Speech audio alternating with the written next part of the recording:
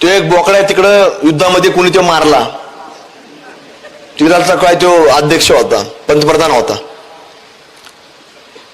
आता धरल्या गेला तर मारणाराचे युद्ध चालू झालेले आहे. आता ते काय फोनवर थोडी भांडण चालू शिवीगाळ, तो रेकॉर्डिंग करतो रे, इकडून रेकॉर्डिंग करतो. अरे त्याला समजायला पाहिजे ना. आता ते बोलता येत नाही ताई, एकटी महिला बोलता येत नाही आता मला. युद्ध चालू झालेलं आहे, त्याला समजायला पाहिजे. जर एवढा मोठा जो पंतप्रधान असेल त्याला समजायला पाहिजे. तो सापडतोच कसा?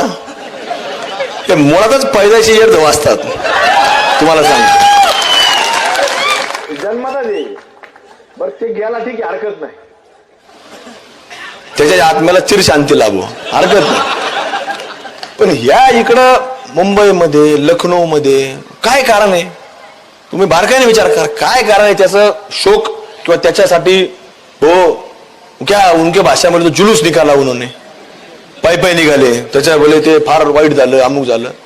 अरे इथं जसं सागर भैया तुम्ही सांगितलं की 93 पासून बॉम्बला झाले, मला एकदाही हे लोक रस्त्यावर आलेले पाहायला